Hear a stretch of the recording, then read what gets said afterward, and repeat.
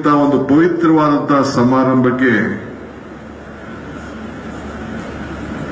ಜಗದ್ಗುರು doctor Shivaratri Deshikendra ಮಹಾಸ್ವಾಮೀಜಿಗಳ ಜನ್ಮೋತ್ಸವ ಸಮಾರಂಭದಲ್ಲಿ ಪಾಲ್ಗೊಂಡಿದ್ದೀವಲ್ಲ, ಇದೇ ನನ್ನ ಭಾಗ್ಯ, ನಮ್ಮ ಭಾಗ್ಯ, ನಮ್ಮ ಭಾಗ್ಯ, ನಮ್ಮ ಭಾಗ್ಯ ಅಂತೇಳಿ ನಾನು ಭಾವಿಸ್ಕೊಂಡಿದ್ದೇನೆ. ಎಲ್ಲಿ 100 ವರ್ಷದ ಕಾರ್ಯಕ್ರಮದಲ್ಲಿ ಬೇರೆಯವರಿಗೆ ಎಲ್ಲ ಸಿಗ್ತದೆ, ಇದು ನಮ್ಗೆ ಸಿಕ್ಕಿದೆ. ನಾವು ಧನ್ಯರಾಗಿದ್ದೇವೆ. ಎಲ್ಲರ ವಿಚಾರವನ್ನ, ಅವರ ಸ್ವಾಮೀಜಿಗಳವರ ಆಚಾರ, ಅವರ ವಿಚಾರವನ್ನ ನಾವೆಲ್ಲ ನಮ್ಮ ಜೀವನಕ್ಕೆ ಅಳವಡಿಸಲಿಕ್ಕೆ ನಮಗೊಂದು ಅವಕಾಶ ಇವತ್ತು ಸಿಕ್ಕಿದೆ.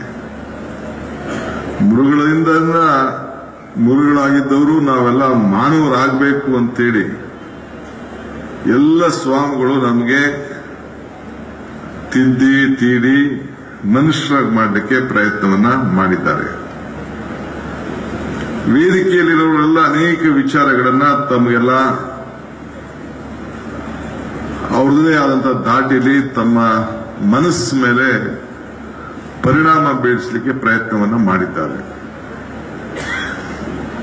ಅನೇಕ ವಿವಿಧ ಧರ್ಮಗಳ ಬಗ್ಗೆ ಕೂಡ ನಾವೆಲ್ಲ ಮಾತುಗಳನ್ನ ಕೇಳಿದ್ದೇವೆ. ಧರ್ಮ ಯಾವುದಾದರೂ ತತ್ವ ಒಂದೇ, ನಾಮ ನೂರಾದರೂ ದೈವ ಒಂದೇ, ಪೂಜೆ ಯಾವುದಾದರೂ ಭಕ್ತಿ ಒಂದೇ, ಕರ್ಮ ಹಲವಾದರೂ ನಿಷ್ಠೆ ಒಂದೇ, ದೇವನೊಬ್ಬ ನಾಮ ಹಲವು. ವಿವಿಧ ಹೆಸರಿನಲ್ಲಿ ನಾವು ನಾಮಕರಣವನ್ನು ನಾವು ಮಾಡ್ಕೊಂಡು ಬರ್ತಾ ಇದ್ದೇವೆ. ದೇವರೇ ಇಲ್ಲ, ಧರ್ಮನೇ ಇಲ್ಲ, ಧರ್ಮದ ಬಗ್ಗೆ ನಮಗೆ ನಂಬಿಕೆನೇ ಇಲ್ಲ ಅಂತೇಳಿ ಬೇಕಾದಷ್ಟು ಜನ ವಾದ ಮಾಡಿದ್ರು ಇದ್ದಾರೆ.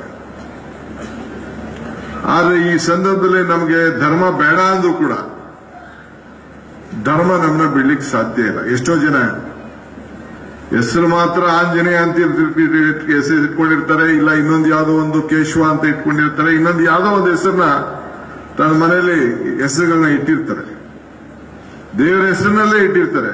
ಅವರೇ ವಾದ ಮಾಡ್ತಾರೆ, ದೇವರೇ ಇಲ್ಲ ಇಲ್ಲಿ, ಧರ್ಮನೇ ಇಲ್ಲ ಅಂತೇಳಿ ವಾದ ಮಾಡ್ತಾರೆ. ಚಿಕ್ಕ ಮಕ್ಕಳು ಉಡ್ದಾರ ಕಟ್ಟೋದು, ಮೂಗು ಸುಚ್ಚೋದು, ಕಿವಿ ಸುಚ್ಚೋದು, ಇದು ಧರ್ಮನೇ. ಕೆಲವರಿಲ್ಲ, ನಮ್ಗೇನು ಬೇಡ, ನಂಬಿಕೆ ಇಲ್ಲ, ನಾಮಕರಣ ಮಾಡ್ತೀವಿ. ಆ ನಾಮಕರಣ ಮಾಡೋದು ಹೆಸರಿಡಬೇಕಲ್ಲ, ಒಬ್ಬರೇ ಮಾಡೋದು, ಏನ್ ಹೆಸರಿಡಬೇಕು ಅಂತ, ಅದು ಕೂಡ ಧರ್ಮನೇ. ಕೆಲವರು ಇಲ್ಲ, ನಮ್ಗೆ ಧರ್ಮದ ಬಗ್ಗೆ ನಂಬಿಕೆ ಇಲ್ಲ ಅಂತ ಪ್ರೀತಿ ಮಾಡಿ ಮದುವೆ ಮಾಡ್ಕೊಳ್ತಾರೆ, ಮಕ್ಕಳು ಹುಡ್ತವೆ, ಆಯ್ತು, ಅದೆಲ್ಲ ಮುಗೀತು. ಕೊನೆಗೆ ಅವ್ನು ಸಾಯ್ಬೇಕಲ್ಲ, ಸತ್ ಮೇಲೆ ಅವನು ಉಣ್ಬೇಕು ಸಾಯ್ಬೇಕು ಅಂತ ಅವನ್ ತೀರ್ಮಾನ ಮಾಡಿದ್ರೆ ಧರ್ಮ ತೀರ್ಮಾನ ಮಾಡ್ತದೆ. ಹಂಗೆ ಧರ್ಮ ಜಾತಿ ಅವನ್ ಬಿಟ್ರು ಅವ್ನು ಬಿಡಂಗಿಲ್ಲ. ಆದ್ರೆ ನಾವು ನಮ್ಮ ಧರ್ಮವನ್ನ ನಮ್ಮ ಹಿರಿಯರು ಏನ್ ಹೇಳಿದ್ರು, ಹುಷಾರು ಕಣೋ, ಮನೆ ಹುಷಾರು, ಮಠ ಹುಷಾರು ಅಂತ. ನಿನ್ ಮನೆ ಯಾವ ರೀತಿ ಕಾಪಾಡ್ತೀಯ, ನಿನ್ ಮಠನೂ ಅದೇ ರೀತಿ ನೀನ್ ಕಾಪಾಡಬೇಕು ಅನ್ನೋದು ನಮ್ಮ ಹಿರಿಯರು ಹೇಳ್ಕೊಟ್ಟಿದ್ದಾರೆ. ಹಂಗೆ ಇವತ್ತು ಈ ಸಮಾಜದ ಒಳಗಿಗೋಸ್ಕರ ನಮ್ಮ ಮನೆ, ನಮ್ಮ ಮಠ, ನಮ್ಮ ಗುರು, ನಮ್ಮ ಧರ್ಮ, ಇವನ್ನೆಲ್ಲ ನಾವು ಉಳಿಸ್ಕೊಂಡು ಹೋಗ್ಲಿಕ್ಕೆ ನಾವೆಲ್ಲ ಪ್ರಯತ್ನವನ್ನು ನಾವು ಮಾಡ್ತಾ ಇದ್ದೇವೆ. ಕೆಲವರು ನಾನು ಮಿನಿಸ್ಟರ್ ಆಗಿದ್ದಾಗ, ಈಗ ಈ ಹಿಂದಿನ ಸಚಿವರಾದ ಮೇಲೆ ಕೆಲವರು ಬೇಕಾದಷ್ಟು ಟೀಕೆ ಮಾಡಿದ್ರು ನನಗೆ. ಈ ಮಳೆ ಬೀಳದೆ ಹೋದಾಗ ನಾನು ಚಿಕ್ಕಮಗಳೂರು ಒಂದು ದೇವಸ್ಥಾನಕ್ಕೆ ಹೋಗಿ, ಅದೊಂದು ಇತಿಹಾಸ ಇದೆ, ಆ ದೇವಸ್ಥಾನಕ್ಕೆ ಹೋಗಿ ಮಳೆರಾಯನ ಪ್ರಾರ್ಥನೆ ಮಾಡಿ ಪ್ರತಿ ವರ್ಷ ಬರ್ತಾ ಇದ್ದೀನಿ. ಅದು ತುಂಬತದೋ ಬಿಡ್ತದೋ ಒಂದು ಪ್ರಯತ್ನವನ್ನು ಮಾಡ್ತಾ ಇದ್ದೀವಿ. ಮಂತ್ರದಿಂದ ಇದನ್ನ ಮಾವಿನಕಾಯಿ ಬೀಳ್ತದೆ ಅಂತಲ್ಲ, ನಮ್ಮ ಬೇಡಿಕೆಯಿಂದ ಆ ಮಳೆ ಬಂದ್ಬಿಡ್ತು ಅಂತಲ್ಲ. ಇವತ್ತು ವಿಗ್ರಹ ಇದೆ, ಎಲ್ಲರೂ ಭಾಷಣ ಮಾಡಿದ್ರು, ಮೇಲ್ಗಡೆ ಸ್ವಾಮೀಜಿಯವರು ಕೂತಿದ್ದಾರೆ. ಸ್ವಾಮೀಜಿಯವರು ದೇವರಲ್ಲ ಅಂತ ನಾವು ವಾದ ಮಾಡ್ತಾ ಇದ್ದೇವೆ. ಆದ್ರೆ ದೇವಸ್ಥಾನಕ್ಕೆ ಹೋಗಿ ನಿಂತ್ಕೊಂಡ ತಕ್ಷಣ ಇಲ್ಲೆಲ್ಲ ಪಕ್ಕದಲ್ಲಿ ಕಿರಿಯ ಸ್ವಾಮೀಜಿಗಳು ಕೂತಿದ್ದಾರೆ, ವೇದಿಕೆಯಲ್ಲಿ ದೊಡ್ಡ ಸ್ವಾಮೀಜಿಗಳು ಕೂತಿದ್ದಾರೆ. ಅಲ್ಲೊಂದು ವಿಗ್ರಹ ಇದೆ, ಕೆಳಗಡೆ ಕೂತಿದೆ. ಅವರು ಅರ್ಚಕರಾಗಿದ್ದಾರೆ. ಅರ್ಚಕಸ್ಯ ಪ್ರಭಾವೇನ ಶಿಲಾದ್ಭವತಿ ಶಂಕರ. ಅರ್ಚಕನ ಪ್ರಭಾವದಿಂದ ಶಿಲೆಯಲ್ಲೂ ಶಂಕರನ ಕಾಣಬಹುದು ಅಂತ. ಸೊ ನಾಳೆ ಯಾಕೆ ನಾವು ಏನೋ ದೈವತ್ವಕ್ಕೆ ಸೇರಿಸಬೇಕು ಅಂತ ಯಾಕೆ ಈ ಸ್ವಾಮಿಗಳನ್ನೇ ಕರ್ಕೊಂಡು ಬಂದು ನಿಮ್ಮನೇಲೆಲ್ಲ ಕೆಲಸ ಕಾರ್ಯ ಮಾಡ್ತೀರಿ? ನೀವೇ ಮಾಡ್ಕೊಳ್ಬೋದಲ್ಲ. ಯಾಕೆ ಸ್ವಾಮಿಗಳೇ ಬೇಕಾಗಿತ್ತು? ಯಾಕೆ ದೇವಸ್ಥಾನದಲ್ಲೇ ಪೂಜಾರಿ ಬೇಕಾಗಿತ್ತು? ಬಸವಣ್ಣವ್ರು ಹೇಳಿದ್ದಾರೆ, ಕಲ್ಲು ದೇವರು ದೇವರಲ್ಲ, ಮಣ್ಣು ದೇವರು ದೇವರಲ್ಲ, ಮರದಲ್ಲಿರೋರು ದೇವರಲ್ಲ, ತೀರ್ಥಕ್ಷೇತ್ರದಲ್ಲಿರೋರು ದೇವರಲ್ಲ, ತನ್ನಲ್ಲಿ ತಾನಾರೆಂದು ತಿಳಿದೇ ಅವನೇ ಅಪ್ಪಣ, ಅವನಲ್ಲೇ ಇದೆ ದೈವತ್ವ ಅಂತ ಹೇಳಿದ್ದಾರೆ. ನಿಜ ಒಪ್ಕೊಳ್ತೇವೆ. ಅದು ಕೂಡ ಯಾವತ್ತು ನಾವು ಇದಕ್ಕೆ ಪ್ರಯತ್ನಕ್ಕೆ ನಾವು ಹೊರಟಿದ್ದೇವೆ. ಹಿಂಗೆ ಚರ್ಚೆ ಮಾಡ್ಕೊಂಡು ಹೋದ್ರೆ ಬಹುಶಃ ಕೊನೆಗೆ ಏನು ಇಲ್ಲ. ನಾನು ಅವನ ಮಾತು ಈ ಸಂದರ್ಭದಲ್ಲಿ ಆಗಾಗ ಅವನ ಭಾಷೆಗಳಲ್ಲಿ ಮಾತು ಹೇಳ್ತಾ ಇರ್ತೇನೆ. ಮನುಷ್ಯನ ಹುಟ್ಟು ಆಕಸ್ಮಿಕವಾದದ್ದು, ಸಾವು ಅನಿವಾರ್ಯ, ಜನನ ಉಚಿತ, ಮರಣ ಖಚಿತ. ಈ ಹುಟ್ಟು ಸಾವಿನ ಮಧ್ಯದಲ್ಲಿ ಯಾರು ಏನ್ ಸಾಧನೆ ಮಾಡ್ತಾರೆ ಅದು ಬಹಳ ಮುಖ್ಯ ಅಂತ. ಒಂದು ಸಾಕ್ಷಿ ಗುಡ್ಡ ಏನ್ ಬಿಡ್ತಾರೆ ಅದು ಬಹಳ ಮುಖ್ಯ ಅಂತ. ಹಂಗೆ ಇವತ್ತು ನಾವು ಪೂಜ್ಯರ ಏನು ಒಂದು ಮೂರ್ತಿನ ಇಲ್ಲಿ ಮುಂದೆ ಇಟ್ಟು ಅವರ ಬದುಕಿನಲ್ಲಿ ಮಾಡಿದಂತ ಸಾಧನೆ, ಅವರು ಹಾಕೊಟ್ಟಂತ ಹೆಜ್ಜೆ, ಅವರು ಹಾಕೊಟ್ಟಂತ ಮಾರ್ಗದರ್ಶನ, ಇದು ಸಾಕ್ಷಿ ಗುಡ್ಡೆ ನಮಗೆ ಬಿಟ್ಟು ಹೋಗಿದ್ದಾರೆ. ಆಮೇಲೆ ನಮ್ಮ ಸ್ವಾಮೀಜಿ, ದೇಶಿಕೇಂದ್ರ ಸ್ವಾಮೀಜಿ ಅವ್ರಿಗೆ ಬಿಟ್ಟು ಹೋಗಿದ್ದಾರೆ. ಅವ್ರ ಮಾರ್ಗದರ್ಶನದಲ್ಲಿ ಹೋಗ್ಬೇಕು ಅನ್ನೋ ದೃಷ್ಟಿಯಿಂದ ಇವತ್ತು ನಾವು ಅವರಲ್ಲಿ ದೈವತ್ವ ಇತ್ತು. ಅವರೇ ದೇವಸ್ಥಾನದಲ್ಲಿ ಅರ್ಚಕನ ಪಾತ್ರವನ್ನು ಮಾಡಿ ಸಮಾಜನ ಬದಲಾವಣೆ ಮಾಡಲಿಕ್ಕೆ ಪ್ರಯತ್ನವನ್ನು ಮಾಡಿದ್ರು ಅಂತೇಳಿ ಇವತ್ತು ನಾವು ಅವ್ರಿಗೆ ನಮ್ಮ ನಮನವನ್ನ ಸಲ್ಲಿಸ್ತಾ ಇದ್ದೇವೆ. ಇದು ನಮ್ಮ ಭಾಗ್ಯ ಅಲ್ಲವೇ? ಇವತ್ತು ಕರ್ನಾಟಕ ಸರ್ಕಾರ ಅಂತ ಒಂದು ಸರ್ಕಾರ ಈ ರಾಜ್ಯದಲ್ಲಿ ಇದೆ, ಬೇರೆ ಬೇರೆ ರಾಜ್ಯದಲ್ಲಿ ಇದೆ, ಮೈಸೂರು ಸರ್ಕಾರ ಎಲ್ಲ ಇತ್ತು. ಆದರೆ ಸರ್ಕಾರಗಳು ಮಾಡಕ್ಕಾಗದೇ ಹೋದಂತ ಕೆಲಸಗಳನ್ನ ಅವರ ಜೊತೆಯಲ್ಲಿ ಒಂದು ಪ್ಯಾರಲಲ್ ಗವರ್ಮೆಂಟ್ ಟ್ಯಾಕ್ಸ್ ಒಂದು ಕಲೆಕ್ಟ್ ಮಾಡಿದೆ, ಅಧಿಕಾರವನ್ನು ನಡೆಸಿದೆ. ಎಲ್ಲ ನಮ್ಮ ಕುಟುಂಬದ ಎಲ್ಲ ನಮ್ಮ ಮಕ್ಕಳಿಗೆ ಇವತ್ತು ವಿದ್ಯಾಭ್ಯಾಸವನ್ನು ಕೊಟ್ಟು, ಧಾರ್ಮಿಕವಾದಂತಹ ಜ್ಞಾನ ಕೊಟ್ಟು, ಶೈಕ್ಷಣಿಕವಾಗಿ ಸಾಮಾಜಿಕವಾಗಿ ಎಲ್ಲ ತರದ ಬದಲಾವಣೆಯನ್ನ ಇವತ್ತು ವಿದ್ಯಾಭ್ಯಾಸ ನಾನು ನೋಡಿದ್ದೇನೆ.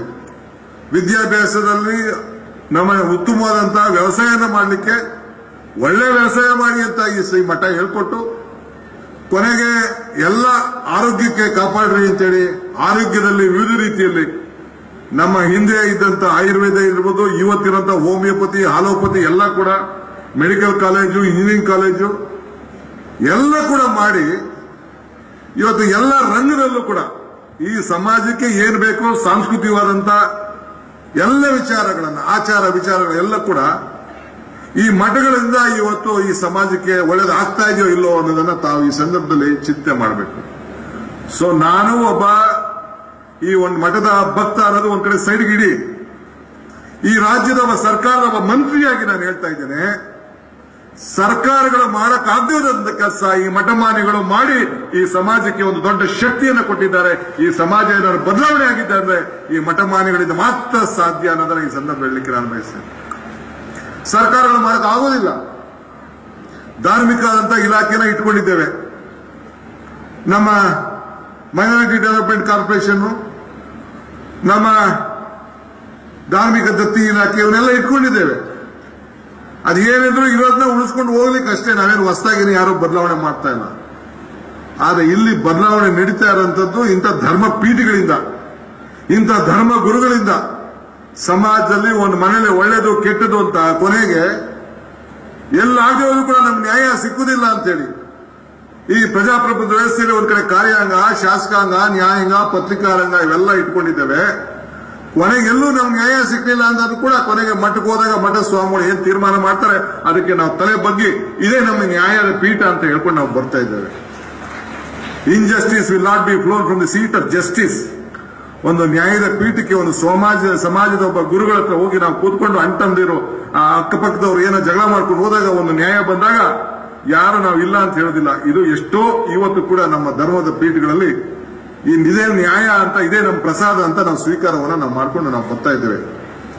ಆದ್ರಿಂದ ಇವತ್ತು ಮಾತಾಡಿಕೊಂಡು ಚರ್ಚೆ ಮಾಡಿ ಬಹಳ ವಿಚಾರ ಮಾತಾಡಕ್ಕೆ ಬೇಕಾದಷ್ಟು ಅವಕಾಶಗಳು, ಸಂದರ್ಭಗಳು ಬರ್ತದೆ. ಬಹಳ ಜನ ಲೀಡರ್ಸ್ ಎಲ್ಲ ಇಲ್ಲಿ ಅನೇಕ ಮಾತಾಡಿದ್ದಾರೆ.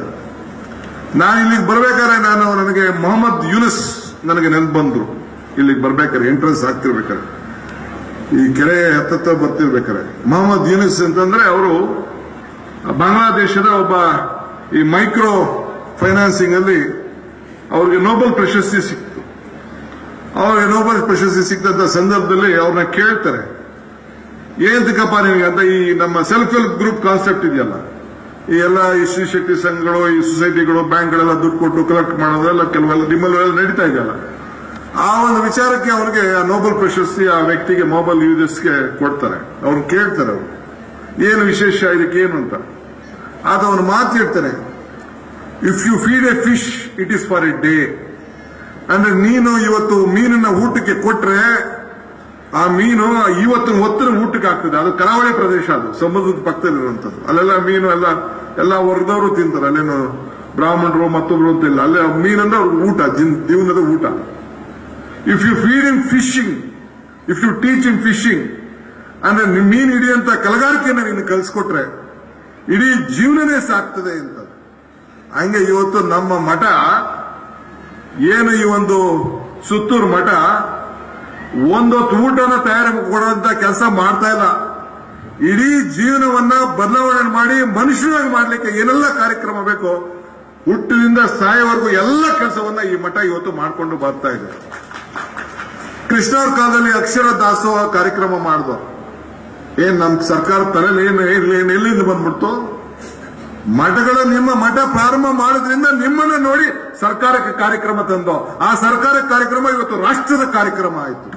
ಇಡೀ ದೇಶದ ಉದ್ದಗಲಕ್ಕೂ ಈಗ ಮೊನ್ನೆ ಇಸ್ಕಾನ್ ಅವರು ಕಾರ್ಯಕ್ರಮ ಮಾಡಿದ್ರು. ಏನ್ ಇಸ್ಕಾನ್ಗಲ್ಲ, ಅದು ಅಕ್ಷಯ ಪಾತ್ರದಲ್ಲ, ಇಲ್ಲಿ ಈ ಮಠದಿಂದ ಹುಟ್ಟಿದಂತದ್ದು, ಸಿದ್ಧಗಂಗೆ ಮಠದಿಂದ ಹುಟ್ಟಿದಂತ ದಾಸೋಹ ಕಾರ್ಯಕ್ರಮಕ್ಕೆ ಅದು ಅಕ್ಷರ ದಾಸೋಹ ಅಂತ ಹೆಸರನ್ನ ನಾವು ಕೊಟ್ಟಿದ್ದೇವೆ.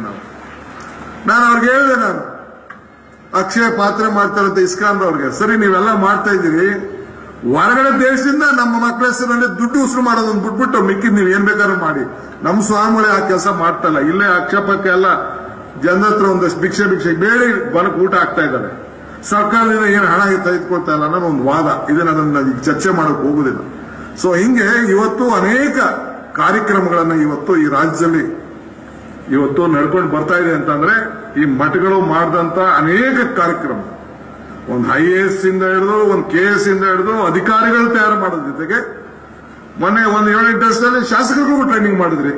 ಒಂದು 50 ಜನ MLAಗಳನ್ನು ಕರೆದು ಟ್ರೈನಿಂಗ್ ಮಾಡಿದ್ರು. ನನಗೂ ಬರಬೇಕು ಅಂತ ಆಸೆ ಇತ್ತು, ಯಾಕೆ ನನಗೆ ಇನ್ವಿಟೇಷನ್ ಬರಲಿಲ್ಲ. ಇವನು ಎಕ್ಸ್ಪೀರಿಯನ್ಸ್ ಆಗ್ಬಿಟ್ಟಿದ್ದಾನೆ ಅಂತ ಏನೋ ಇನ್ವಿಟೇಷನ್ ಬರಲಿಲ್ಲ. ಆದ್ರೂ ಚಿಂತೆ ಇಲ್ಲ, ಯಾವ್ದಾದ್ರು ಸಂದರ್ಭದಲ್ಲಿ ಬರ್ತೇನೆ. ಎಷ್ಟಾದ್ರೂ ಕೂಡ ಜ್ಞಾನ ಸಾಲದು, ಎಷ್ಟಾದ್ರೂ ಕೂಡ ನಮ್ಗೆ ಎಜುಕೇಶನ್ ಬೇಕು, ಎಜುಕೇಶನ್ಗೆ ಕೊನೆ ಇಲ್ಲ. ಸೊ ಹಂಗೆ ಇವತ್ತು ಈ ಮಠ ಇವತ್ತು ನಮ್ಮ ಹಿಂದೆ ಪೂಜ್ಯರು ಏನು ಮಾಡಿಕೊಟ್ಟು ಹೋಗಿದ್ದಾರೆ ಅದನ್ನ ಇದನ್ನ ಉಳಿಸ್ಕೊಂಡು ಬೆಳೆಸ್ಕೊಂಡು ಹೋಗ್ಲಿಕ್ಕೆ ನಾವು ಪ್ರಯತ್ನವನ್ನು ನಾವು ಮಾಡ್ತಾ ಇದ್ದೇವೆ.